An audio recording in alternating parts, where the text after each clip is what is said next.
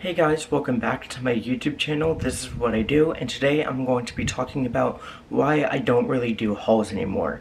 If you watched my last video, thank you so much. I'm glad it's performing what I consider above average for my channel. So thank you, and I hope you learned something from that.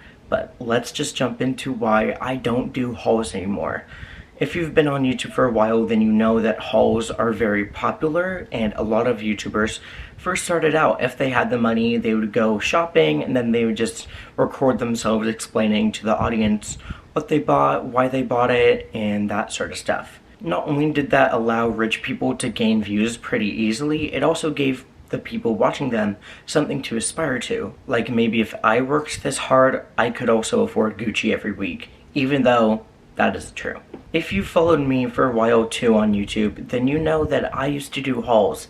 Many of them aren't up anymore just because I was so young and the people in those videos were also young, and those are just embarrassing. So they're not really up on my YouTube channel, but if you were around when they were, then you know. To be honest, hauls are a very easy video to make. Like I said, for people who can buy things for hauls regularly, they're pretty easy to make. You just film yourself and then you edit. You don't need to write down any notes, you don't need a script, you don't really need a voiceover either, and it's pretty easy to just edit too. You just cut clips together and maybe put like links in the description or something. But if you do hauls regularly and you don't return the stuff, it gets pretty expensive, and then you also need a place for that new stuff. So you tend to throw away stuff that's perfectly fine, like clothes, appliances, decor, skincare, makeup, anything that you do hauls you need to get rid of so that now you have room for the new stuff. As I alluded to, there are some people that will just buy stuff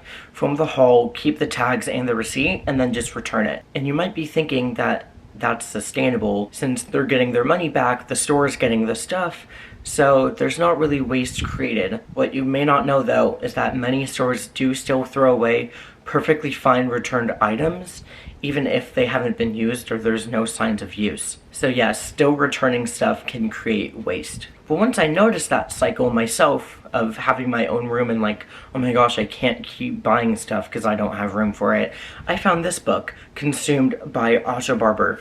This book is so good. I used it as a source for my capstone project in senior English, and I also used it as a source for an article in my school newspaper. If you want to read this book, I will link it in the description, along with a short documentary called The Story of Stuff. So reading Consumed allowed me to look at my own shopping habits and how I can improve, especially since it made me realize I don't need that much stuff. You don't need new clothes for every season, especially since if you just have your own style that doesn't really relate to trends that often, then there's no pressure to buy new stuff anyways. I feel like every time people talk about clothing you should buy, it's like, this is gonna be timeless, but then in 5 months people are like, oh, I hate when people still wear, like, insert trendy thing, like the Adidas Sambas. Like, it's a freaking shoe. Who cares if it's old? It's still able to be used. So I've had these shoes for 3 years since my sophomore year of high school. I got them to wear to homecoming. Yes, it's a very high school thing to do, wearing sneakers with dress clothes. But yeah, like, you can keep shoes for a while if you take care of them and don't like treat them like something you can just throw away in like 2 months. Also, shoes are so expensive. How are people buying like new Adidas and Nike like every 4 months? Like, those shoes are so expensive. And since learning about how our products require the exploitation of workers, animals, and the planet, I still haven't been perfect at shopping. I've still bought clothes this year that probably weren't made the most ethically. However, I have also gone thrifting and found ethical brands that I do like.